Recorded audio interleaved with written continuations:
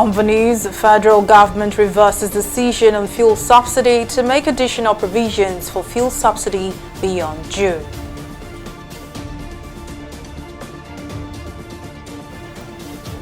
Police arraigned suspected killer of 5-year-old Hanifa in court.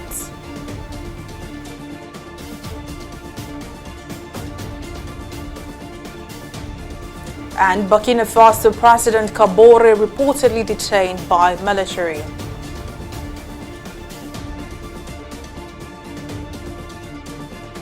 Glad to have you join us on News Now. I am Mary Kano. The Kano State Police Command has arraigned Abdul Malik Tanko, the suspected killer of 5-year-old Hanifa Abubakar. The spokesman of the Kano Police Command, Abdullahi Kiyawa, said the suspect was arraigned before a magistrate court in Kano on Monday. The suspect, alongside 2 others, are being charged with criminal conspiracy, kidnapping and culpable homicide. It was earlier reported that angry youths of the community set ablaze Noble Kids Comprehensive College, the school where the deceased was killed and buried.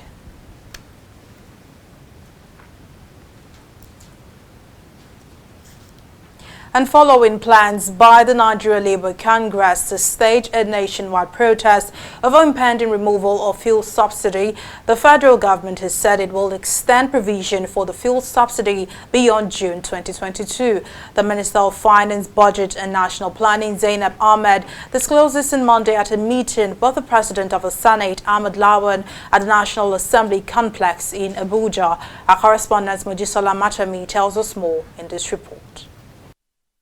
This meeting was convened by the President of the Senate, Ahmed Lawan, amid the controversy over the removal of fuel subsidy by the government. Present at the meeting is the Minister of Finance, Budget and National Planning, Zainab Ahmed, the Minister of State for Petroleum Resources, Timothy Silva, and representatives of oil companies. In her remarks, the Finance Minister explained that the government had to reconsider its decision on the planned removal of fuel subsidy after consultations with stakeholders. The timing is problematic, that practically there is still heightened inflation, and also removal of subsidy will further worsen the situation, thereby imposing more difficulties on the citizens. And Mr. President clearly does not want to do that. So what we have to do now is to continue with the discussions that we're making in terms of putting in place a number of measures, one of which is the deployment of an alternative to the PMS, which is the CND, and also the rollout of enhanced refining capacity in the country, including the 650,000 barrels per day Dangote refinery, and also the rehabilitation of the 4 national refineries that have a combined nameplate capacity of 450,000 barrels per day. The increased refining capacity in the country means we will need to import less products. But also, as we're discussing right now within the executive the possibility of amending the budget, we may need to come back to the National Assembly by way of amendment to make additional provision for fuel subsidy from July 2022 going forward. In agreement with the position of the Finance Minister, the Minister of State for Petroleum Resources, Timothy Silva, stressed that removing fuel subsidy this period was bad timing. It is not possible at this time for us to remove the subsidy.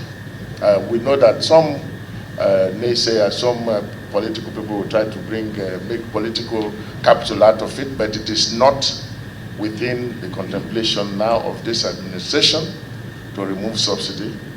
But of course, if there are legislative enablers that will also ensure that it is within the law, then I think it's a legislative responsibility. Meanwhile, the Nigeria Labour Congress has warned the federal government against plans to remove the fuel subsidy in 2022, saying the action will be met with nationwide protests. The protest is slated for January 27, 2022 and will culminate in the submission of protest letters to all the 36 state governors. Mojisola Matami, TV360, Abuja. And nationals of Mali who reside in Nigeria have taken to the streets of Abuja, the nation's capital, to protest what they described as unfair and illegal sanctions imposed on the country by the Economic Community of West African States, ECOWAS. The protesters, who marched to the embassy of Mali in Abuja, barricaded the entrance to the building, carrying banners and placards with several inscriptions to drive home their demands. Our correspondent Simisola Adigun tells us more in this report.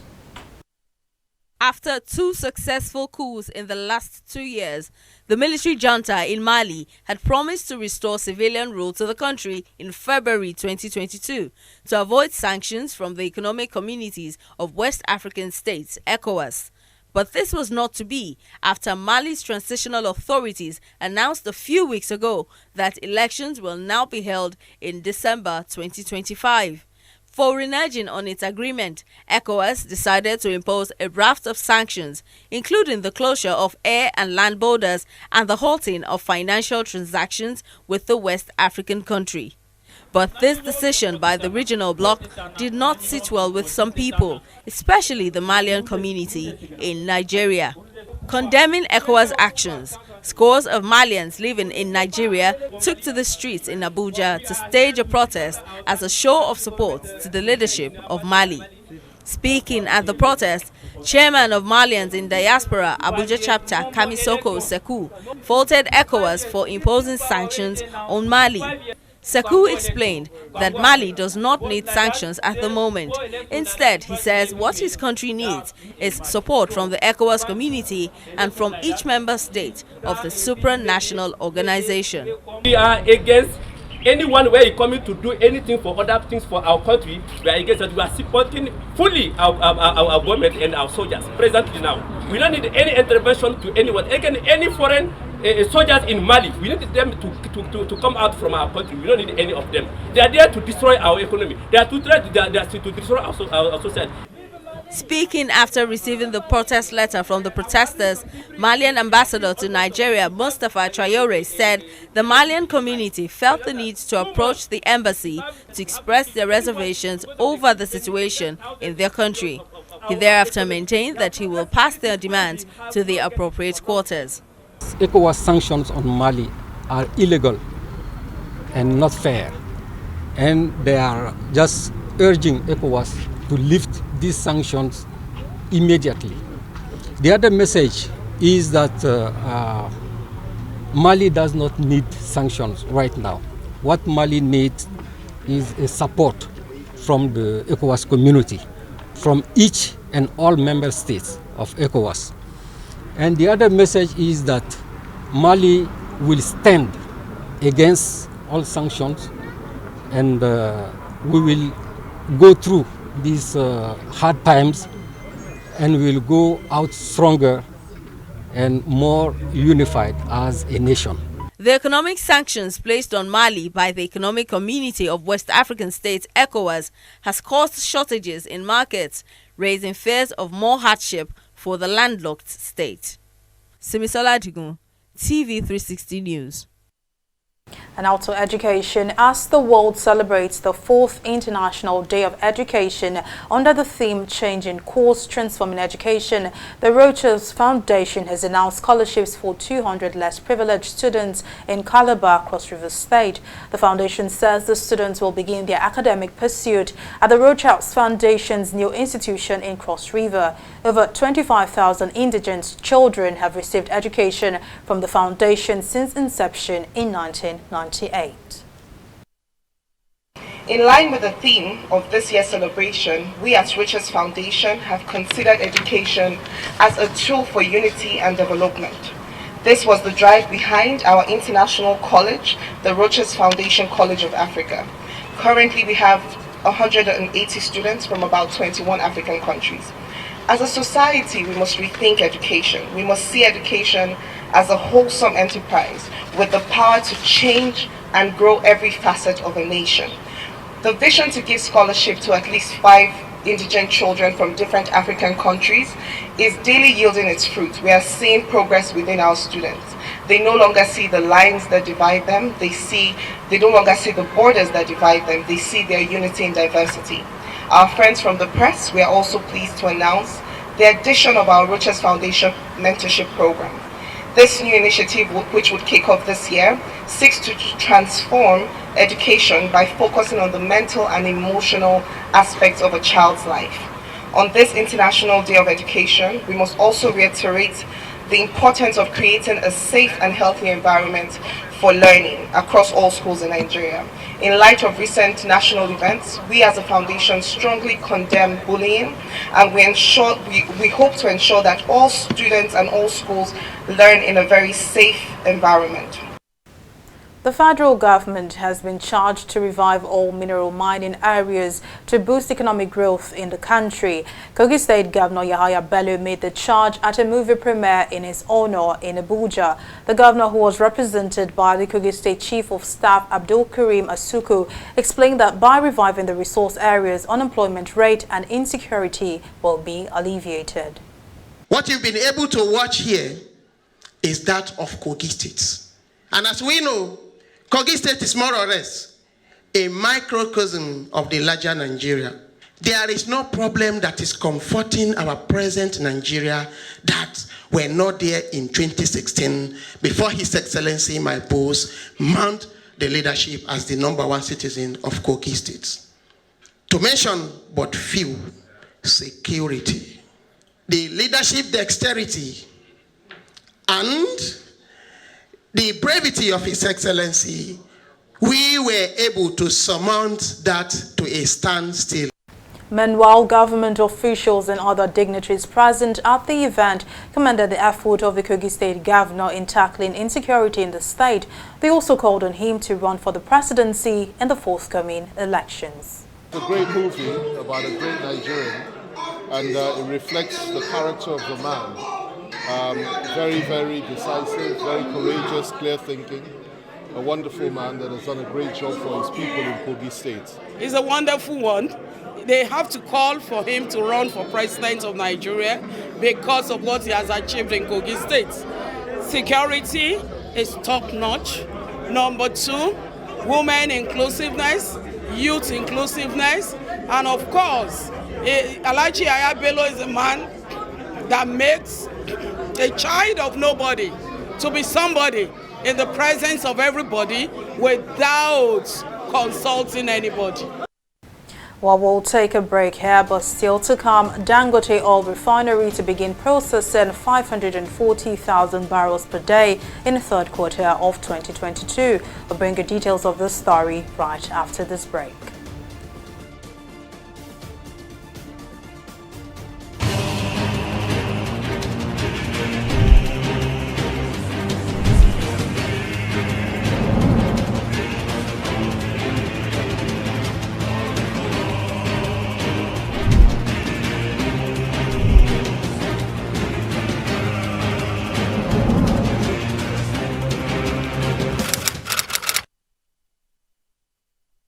In the last 3 years, we have built a multi-purpose center, which is the envy of all in our constituency.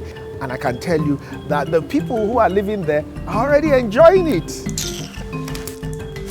Guy, do you think what this man just said is true? See, I seriously doubt. I'm sure it's one of those their silly lies. Wait, do you know there's a way to find out if these things he's saying is true or not? This is the Construct app. It gives people like us a sure way to track implementation of constituency projects. It gives valid and verified information on location of projects, amounts allocated, amount funded, the level of job done, and even the profiles of concerned legislators. You and I can post directly on this app. Are you serious? This is the Go-To app if you want to know how our Commonwealth is being expanded by the government. Wow. Let's even see if what this man said is true. Show me. The Construct app is developed by Other People Nigeria with support from USAID and is available on both Google Play Store and Apple Store. And it's true. Of course, I told you. Welcome back. Here's a recap of some of our top stories tonight. Following plans by the Nigeria Labour Congress to stage a nationwide protest of impending removal of fuel subsidy, the federal government has said it will extend provision for fuel subsidy beyond 2022. The Minister of Finance, Budget and National Planning, Zainab Ahmed, disclosed this on Monday at a meeting with the President of the Senate, Ahmed Lawan, at the National Assembly Complex in Abuja. We also told you that the Kano State Police Command has arraigned Abdul Malik Tanko, the suspected killer of 5-year-old Hanifa Abubakar. The spokesman of the police command, Abdullahi Kiawa, said the suspect was arraigned before the magistrate court in Kano on Monday. The suspect, alongside 2 others, are being charged with criminal conspiracy, kidnapping and culpable homicide. Well, in case you missed any of our news bulletin or for more updates, to log on to our website on www.tv360nigeria.com. You can also follow us on our social media platforms on Twitter, Instagram, YouTube and Google Plus at TV360 Nigeria. On Facebook, we're at TV360 Online.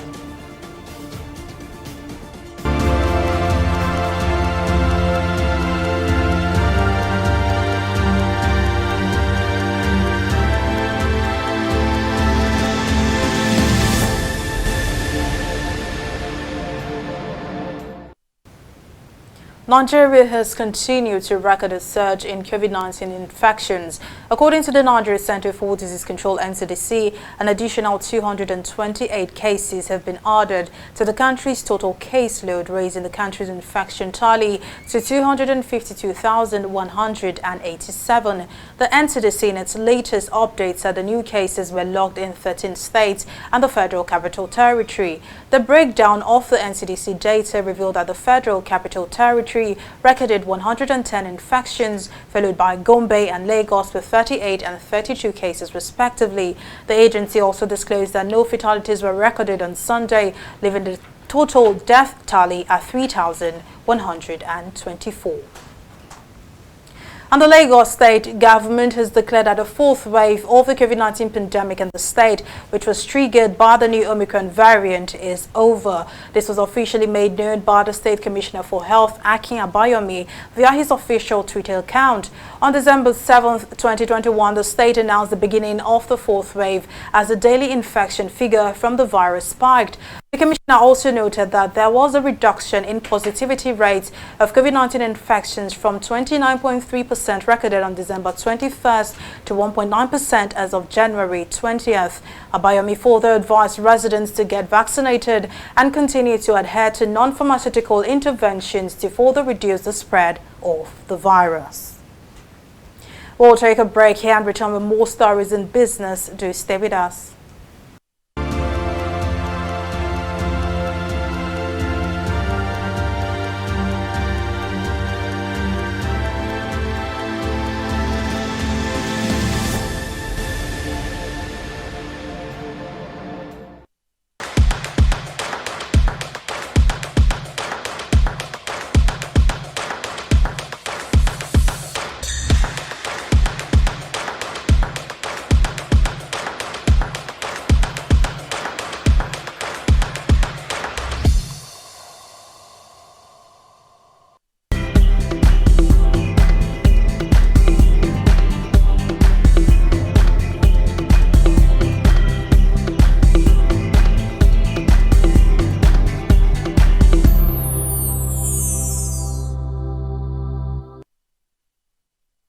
Welcome back. Well, let's now join Simisola Adigun for more stories in business. Over to you, Simisola. Thank you, Mary. And in business, if everything goes according to plan, Dangote Industries Limited has said its oil refinery will start processing crude in the 3rd quarter of this year. The president, Dangote Industries, Aliko Dangote, said this while addressing reporters along with Akinwumi Adesina, the president of the African Development Bank, at the plant site in Lagos. Dangote further added that the plant will start with a processing capacity of 540,000 barrels per day. The facility, which will cost an estimated $19 billion to build, has an installed capacity of 650,000 barrels per day. Its output will be more than enough to meet Nigeria's fuel demand and turn Africa's largest crude producer into an exporter of refined crude. We'll take a short break here and be back with a stock market review.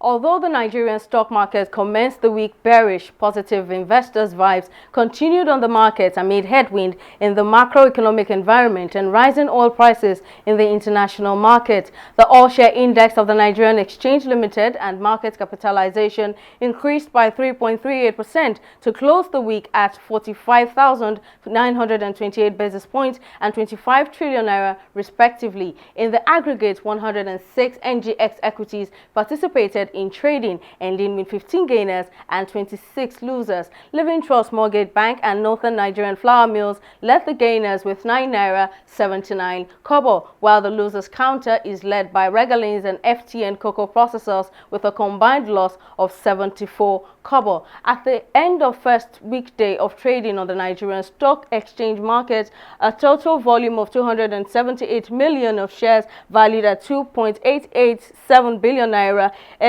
exchanged hands in 4,447 deals. We move now to select global stocks. U.S. stock Dow Jones was under pressure early today, falling sharply as the downtrend that has pressured stocks this year continues. Investors are watching for an important two-day meeting of the Federal Reserve, the first of the year, which is set to kick off on Tuesday. London market FTSE fell sharply by 2.2% amid fears that the Federal Reserve may use Tuesday's meeting to signal higher interest rates, added to jitters around growth stock valuations. Japan's market Nikkei, however, ended in the positive, although Asian Pacific markets traded on mixed sentiment on Monday as investors looked ahead to the U.S. Federal Reserve's monetary policy meeting this week. Obviously, the fortunes of the global markets are fully dependent on this very crucial Tuesday meeting. Well, that's all on Stock Market Review. Back to you, Mary. Well, thank you so much for that update, Simisola. Well, now we'll take an entertainment report on News Now.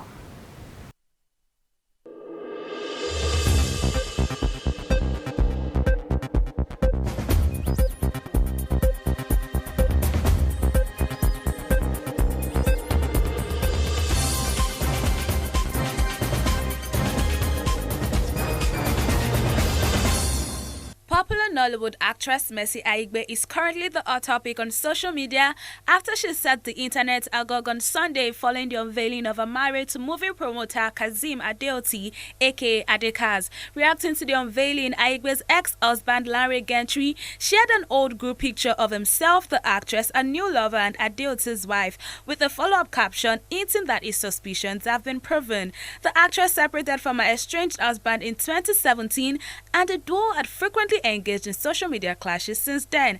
Adekaz's wife, with whom he has 3 children, has finally broken her silence with a post after the news made the rounds on social media. The wife's statement has, however, earned Mercy Aigbe more bashing from Nigerians. Romantic comedy film Dinner at My Place by award-winning filmmaker Kevin Appa is set to be released in cinemas nationwide January 28th. The movie is a romantic comedy that tells the story of a guy who is planning to propose to his girlfriend over dinner. However, things take a turn from the worst when his dramatic ex-girlfriend shows up uninvited. Filled with lots of humor, drama, suspense, the movie stars actors such as Timini Egbuson, Bisola Ayola, Uche Montana, Oluyemi Sholade, MC Lively, among others.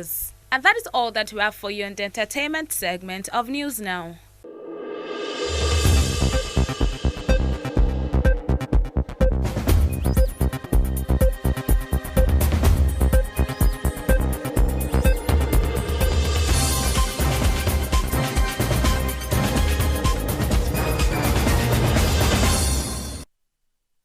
On the global scene, the president of Burkina Faso, Roch Kabore, has reportedly been detained by rebellion soldiers. Gunfire had been heard overnight near the presidential palace and at the barracks in the capital, Ouagadougou.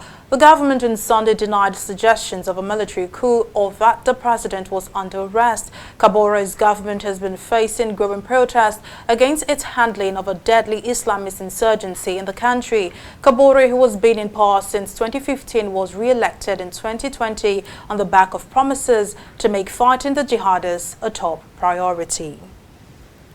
Well, to discuss the implications for regional security and democracy, I'm now joined by Ambassador Ogbole Amedu Ode, a former head of mission to Mexico and Singapore. Well, thank you for joining me on the news. Now, I must ask, what do you make of the latest development in Burkina Faso, especially when the West African region has recorded 3 coups so far? Yeah, thank you for having me on the program, and Happy New Year.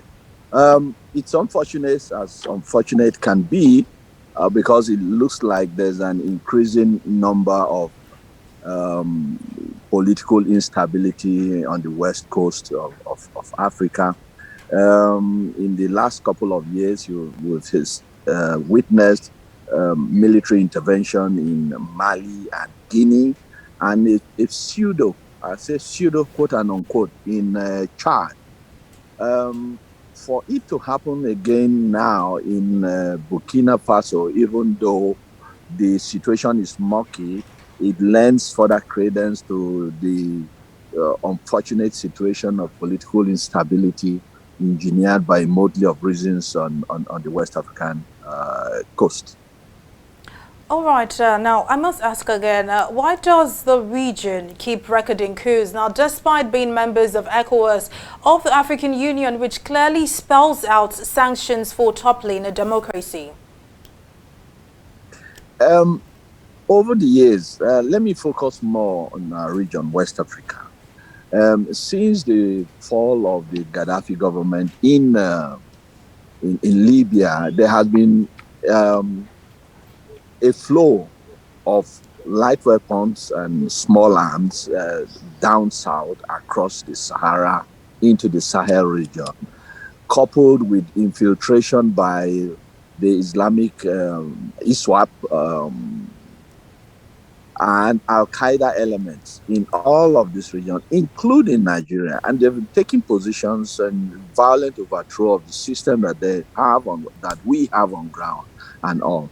In addition to that, beginning from early 2020, of course, the onset of the pandemic, the coronavirus, COVID-19, which is in its third wave, the variant called Omicron, which has upset virtually every aspect of human endeavor, not just in West Africa, but across the globe. This has led to a lot of instabilities. In the case of Burkina Faso, meaning that both civilians and military or security agencies have come heavily under attack, have been falling victim to ISWAP attacks, insurgency attacks, and all. And people have increasingly become very, very worried of the ability or inability of the government in power to secure them. Well, all right. Ambassador Ogbole Amedu Ode, former head of mission to Mexico and Singapore, thank you for joining me on the news and for your contribution.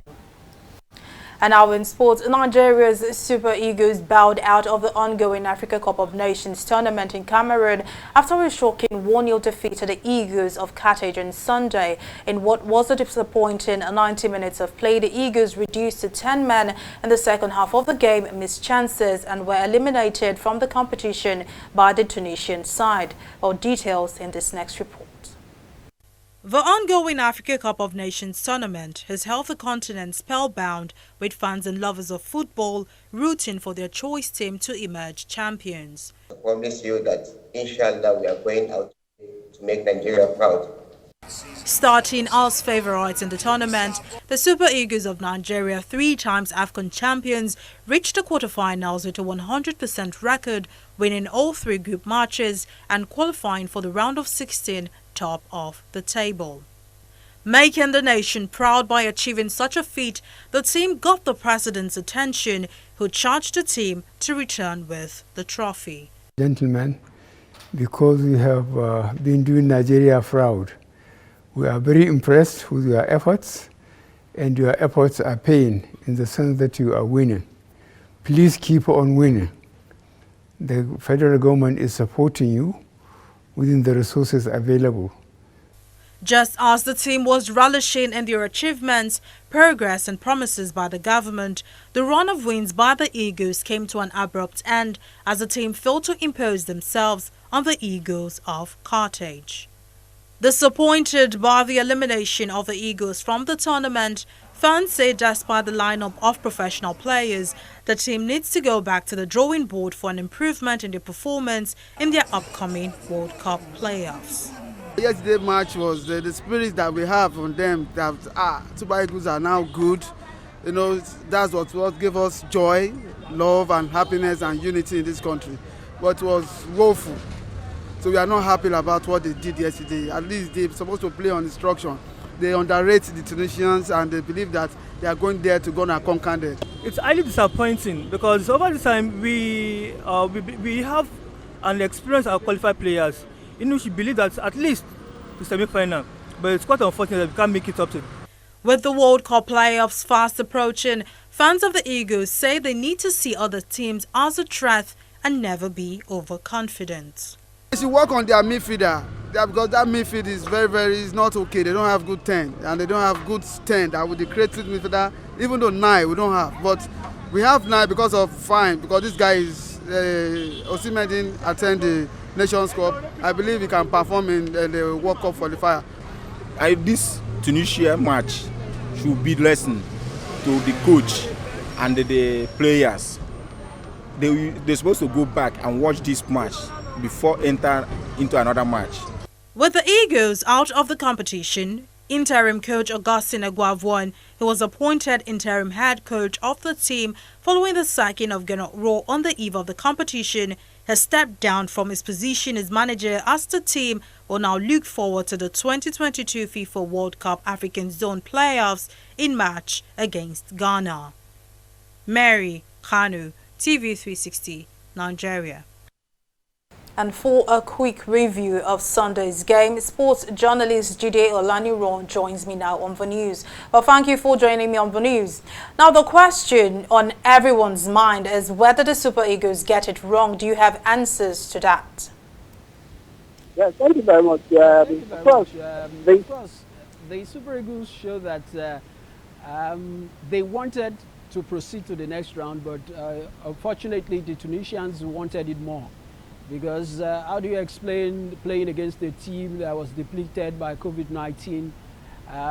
Most of their first teamers were not on that squad, and but when you can try to compare to the Super Eagles that had everybody that have been winning right from the blast of the whistle right from the beginning of their campaign, you will understand that. For them not being able to at least score a single goal shows that the Tunisians wanted it more. The match was won from the bench. They were outsmarted by the Tunisians, who actually were able to figure out the strength of the Super Eagles, and they made sure that they couldn't play up to their strength. And that is what football is. By trying to read what your opponents, be proactive, outsmarting your opponents. That is what the Carthage of Eagles of Tunisia were able to do against the Super Eagles. I think that is what really made the difference on Sunday. Well, all right, now sports journalist Jide Olaniran, thank you for your time and your contributions. Well, that's all in our news bulletin. Well, thank you for watching. I am Mary, Kano. Bye for now.